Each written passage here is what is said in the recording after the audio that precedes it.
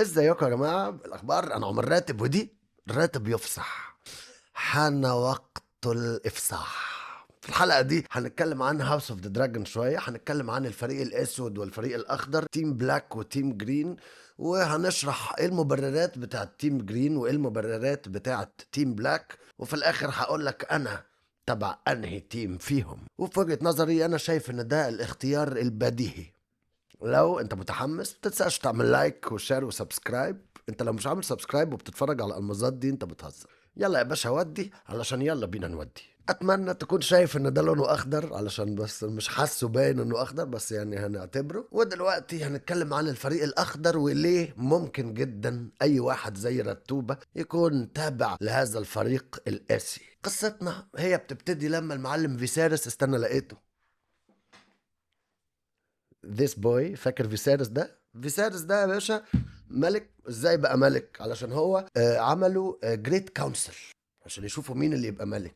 فيسيرس ده ما كانش هو الوريث الطبيعي للعرش، علشان الملك اللي قبليه كان ملك قعد كتير قوي قوي قوي وسيطر جدا جدا، اسمه جهارس ذا كونسيليتر او جهارس المصلح، وده اللي وفق بين كل الناس وجي بعد مرحلة حروب فظيعة وهدى الدنيا جدا وخلى الدنيا جميلة واستقرار وسلام وكده، لحد ما في الاخر كان عنده ولاد كتير وبنات كتير كلهم ماتوا يا حرام قبل ما هو يموت. ففي الاخر مين اللي يورث العرش؟ في منكش بقى. الابن الكبير عنده بنت، والبنت دي عندها ولد، فالولد ده من سلالة الابن الكبير. هل ده اللي يمسك اللي هو لينور فيلاريون، ولا الولد اللي اصغر منه اللي عنده ولد اسمه فيسيرس تارجاريان اللي هو المعلم ده اللي كسب؟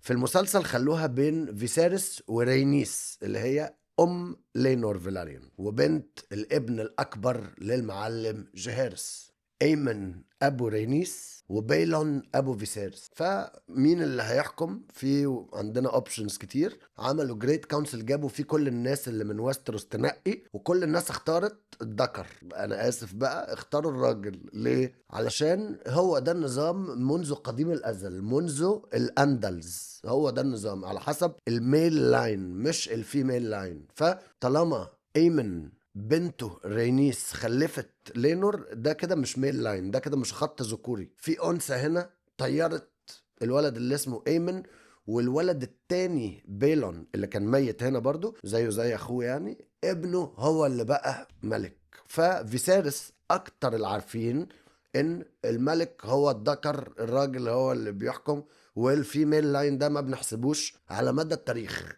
خلاص. ففيسيرس كان اكتر واحد عارف ده، ان هو يخلي بنته هي الوريثة. دي حاجة عملها متأخر كناية فأخوه دايما اللي هنتكلم عليه قدام، علشان ما يبقاش الوريث. فيسيرس ده مش مخلف ولاد، فقال لك خلاص راينيرا لازم تتجوز، ولما تتجوز تخلف ولد ويسميها الوريثة، علشان عارف ان بعديها في ولاد هيحكموا. فخلى راينيرا تبقى وريثة العرش مؤقتا، او سبيشال كيس. يعني معلش يا جماعة، بس المرة دي بس عدوها لي، هنخلي البنت هي اللي تورث وبعد كده ولاد بقى عادي. فتمام. فلا طبعا ده مش واقعي. ده غير ان هو خد القرار ده قبل ما يتجوز أليسنت هايتاور ويخلف منها ايجون وايمند وهيلينا وديرون. في ولد كمان مش معانا حتى الان في المسلسل، ما شفناهوش، سمعنا عنه بس، هنشوفه في السيزون اللي جاي. فكان طبيعي جدا جدا ان ناس كتير قوي تبقى شايفه ان يا عم خلاص الراجل اللي خلى بنته وريثه ده خليك على جنب. في قانون كل البشريه ماشيه عليه ان الذكر هو اللي بيحكم، وانت عندك ابن كبير اسمه ايجون، ومش اي ابن، ابن جامد وصحته كويسه ومعاه تنين جامد قوي اسمه سانفاير، امه من اقوى العائلات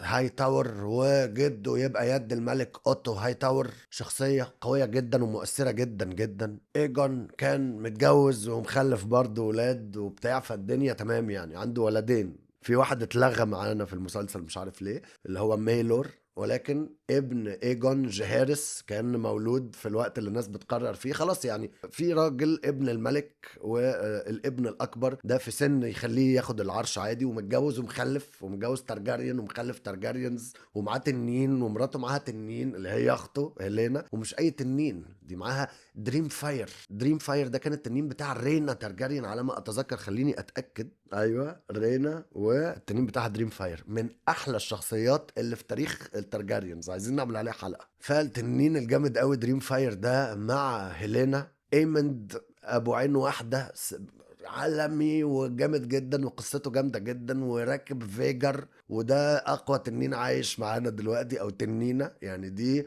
بسبع تنانين تانيين عادي جدا يعني، هي ليفل الوحش. البيوت اللي مع الجرينز كانت بيوت تقيلة جدا جدا، زي هاوس لانستر وهاوس باراثيون وهاوس هاي تاور.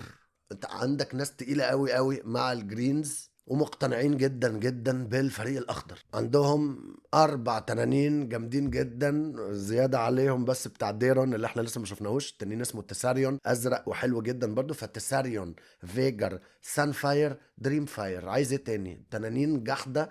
وفيجر بالذات الموضوع منتهي. في حاجة تانية مهمة جدا جدا، ان ايجون هو اللي كان لابس التاج بتاع ايجون الغازي، التاج الاصلي، وهو اللي كان معاه بلاك فاير. فانا بحب دايما بلاك فاير، ومقتنع ان الراجل ده كان المفروض يمسك عادي. انا تيم بلاك فاير جدا. في الحالة دي لازم طبعا اكون شايف ان دي حاجة في صالح ايجون جدا جدا جدا، ان هو معاه هذا السيف. مش عايز احرق اي حاجة في المستقبل بتاع المسلسل، علشان اللي بيتفرجوا على المسلسل ما يحسوش باي حرق يعني، ولكن الناس اللي عارفين القصة هيشوفوا برضو حاجات تانية لو افتكرت بقى القصة، او دخلت بقى تشوف بقى القصة اللي انا عاملها لك في تاريخ ملوك الترجريان، هتلاقي ان الخضر دول هتعرف بقى اللي بيحصل معاهم بعد كده، وهيبقى عندك برضو اسباب تانية تخليك تبقى معاهم، وبالذات التنانين بتاعتهم بتعمل ايه وهم بيعملوا ايه بعد كده، فاهم قصدي؟ فتيم جرين في بديهية تخليك تبقى مع تيم جرين، وواقعية جدا جدا ومقنعة جدا كمان. زائد ان في المسلسل هم عاملين الكامبين كلها والفكرة اسود ولا اخضر، ولكن هم في المسلسل بيزقوا الناس على تيم بلاك جدا. الاسود هم الجامدين، والاخضر دول اي كلام. والحاجات اللي بتتزود زي مثلا ان راينير عندها الحلم السري بتاع ايجون على الخنجر، الكلام ده كله مش في الكتاب، الكلام ده في المسلسل، فبيخليك تحس ان لا، راينيرا دي هي اللي المفروض تبقى في الحكم وبتاع، والبطلة بتاعت المسلسل والدايمن وبتاع. فيعني ما كانوش منصفين خالص خالص في المسلسل، وتيم جرين هو اللي يستحق. ولكن في ناس تانية بتشوف غير كده، ودول اسمهم تيم بلاك. بص يا صاحبي، اولا في دايمن تارجاريان، الامير المارق حبي وفؤادي. انت لو مش مع دايمن فانت خسران. فانت يعني مبدئيا، بس علشان نبقى هنتكلم كل حاجه، ولكن ماشي. دلوقتي هرد بقى على اللي كان لابس اخضر اللي كان قاعد هنا من شويه ده. مش احنا يا جماعه هنا في مملكه فيها ملك هو اللي بيقرر ايه اللي يحصل وايه اللي ما يحصلش؟ ولا احنا هنقعد نقول جرت العاده ومش جرت العاده؟ الملك قال دي الوريثه على راينيرا، وكل الناس جت، محدش قال له لا وبتاع، الناس كلها جت وركعت لراينيرا وشكرا وحلفوا 100 يمين و100 شمال. وكل الناس اللي مع الجرين دلوقتي دول كلهم خانوا القسم اللي عملوه ده. حتى الخضر وهم بياخدوا العرش خدوه خلصه، سابوا الملك ميت مرمي من غير ما يقولوا لاي حد عشان يخططوا هم هيعملوا ايه. وده ما يبينش ان هم يعني التيم الطيب يعني. ده غير ان ايمند قتل ابن اخته، وهو على التنين بتاعه فيجر اكل الواد لوسارس بالتنين بتاعه، ودي كانت بداية الدم. فدول الغلطانين زيادة على كده. اي نعم، دايما رد عليهم رد قاتل، وبعد بلاد اند شيز يقتلوا عيل صغير في السرير، ولكن ده كان ردا على اللي عمله ايمن. سرقة العرش اللي بتحصل دي، راينيرا بتبقى في دراجون ستون حامل، بنتها بتموت. أليسنت اللي من عمر راينيرا ما كانوش صحاب في الكتاب، كانوا صحاب بس في المسلسل. بس برضو دي واحدة اتجوزت ابو البنت اللي هي من دورها، وخلفت منه علشان تطير راينيرا من الحكم، فاهم قصدي؟ وغير كده وكده بقى يا باشا، لستة الناس اللي في الفريق الاسود تخلي الموضوع بديهي. انا مش عارف مين اللي كان لابس اخضر وقاعد هنا من شويه. لا لا لا، الموضوع مختلف باشا. عندك اولا دايمن، يعني الناس اللي مع راينيرا، ها، خد دايمن اولا كده، الامير المارق حبي واعتزازي. وانا طبعا بالنسبه لي انت عارف معزه دايمن تارجاريان عندي في سلسله التارجاريانز المقربين الى قلبي، هو كان اول واحد. فده سفاح، هو بتنينه المفضلين الى قلبي. غير كده يا باشا في كورليس فيلاريون ومراته رينيس تارجاريان بجلاله قدرها، اللي يعني محبوبه جدا جدا، ومعاها تنين ميليس، تنين قوي جدا كان بتاع ابو فيسارس ودايمن. ودايما راكب التنين بتاع ابو رينيس، فالموضوع لطيف. عندك غير رينيس وكورلس الثلاث ولاد بتوع راينيرا، جيسيرس لوسيرس جوفري. تقول لي ايه يا رتوبه ده مين دول وليه يعني دول يبقوا مهمين بالنسبه لنا؟ اقول لك انا في واحد عندي هنا في القناه كل شويه يحط لي نفس الكومنت، يطلب مني فيديو لجيسيرس. حط يا باشا الكومنت بتاعك، لو جبت 10 لايكس من عينيا انسى، بس وعدني تبقى اخر مره. خلاص كفايه. جيسيرس بقى يعني علشان خاطرك يعني مهم ليه؟ عشان ده اتصاحب على معلم كبير قوي قوي قوي اسمه كراجان ستارك. ولو انت مش مع الستارك تبقى بتهزر يا كابتن. مش فاهم انا يعني ازاي تبقى مع الجرين. مين اللي كان قاعد هنا ده؟ المعلم ده صاحب كراجان ستارك، وتقريبا اتجوز من الستاركس واحده اسمها سارا سنو على ما اعتقد. لوسارس الولد الضحيه اللي ايمند اكله بالتنين بتاعه، وجوفري لسه هنشوف قصته. في بيلا ورينا البنتين التوأم بنات دايمن تارجاريان، واحده معاها تنين اسمه مون دانسر، والتانية ما بيبقاش معاها تنين في الكتب، ولكن في المسلسل هيدوها شيب ستيلر، مكان شخصية مهمة جدا برضو ممكن تخليك قوي تبع البلاكس، وهي ناتلز. واحدة جربوعة منعكشة مبهدلة بتتصاحب على شيب ستيلر سارق المعيز، تنين بري. بتروح تديله معيز تديله معيز تديله معيز. مرة قالها فين المعزة؟ راحت راكباه قالت له انت المعزة. وبقى عندها شيب ستيلر، وعلاقتها بدايما في الكتب تجنن. يعني عايزك تخش بقى على سلسلة ملوك الترجريان، عندي بلاي ليست هتلاقيني بقى حاكي بقى الكلام ده. في شوية حرق الهاوس اوف ذا دراجون بسيط يعني. وزيادة على دول اللي بقى عارفين الكتب، ولاد راينيرا ايجون وفيسيرس دول مهمين جدا قدام، ليهم حوارات، فممكن تكون انت عارف قصصهم فتحب البلاك. فالفريق الاسود فيه بصراحة يعني رتب بنت كلب وناس كلها جامدة جدا. زيادة عليهم تنانين بقى زي ما بحكي لك. سايراكس التنين بتاع راينيرا ده ما بيهزرش، جامد جدا وسريع وقوي وكل حاجة. كراكسس اجمد تنين بالنسبة لي، اكتر تنين انا بحبه يعني. ميليس التنين الفدائي العالمي. فيرماكس، اراكس، تراكسس، شيب ستيلر اللي قلت لك عليه، مون دانسر،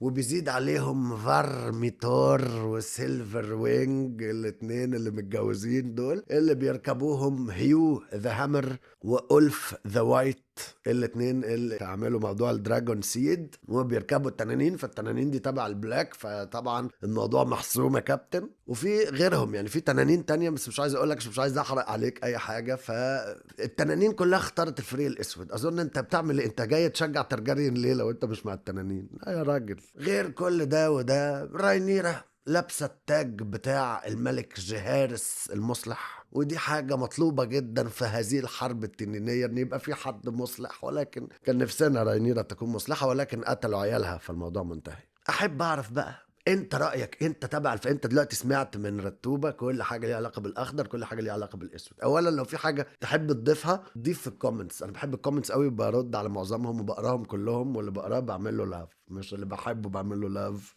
اللي بقراه. ولكن عايز اعرف منك بقى يا باشا، ليه انت تبع الفريق الاخضر وليه انت تبع الفريق الاسود؟ ومش عارف انا قلت لك قبل كده ولا لا، المسلسل مايل قوي ناحيه الفريق الاسود بشكل مبالغ. يعني مطلع لك الفريق الاخضر ده اشرار. لا، حاول تبقى ايه، تعرف قصه الكتب من رتوبه او تقرا الكتب وكده وتقول لي رايك. وحتى لو انت من المسلسل بس تبع الفريق الاخضر، احب اعرف جدا ليه. ودلوقتي حان وقت الافصاح. يعني انا حابب اقول لك انا بشجع مين في الليله دي. وعايز اقول لك على حاجه، انا قلت الموضوع ده قبل كده للمخضرمين فقط. في رايي الشخصي الفريق اللي انا بشجعه في هذه المعركه هو فريق العامه. مين يا رتوبه؟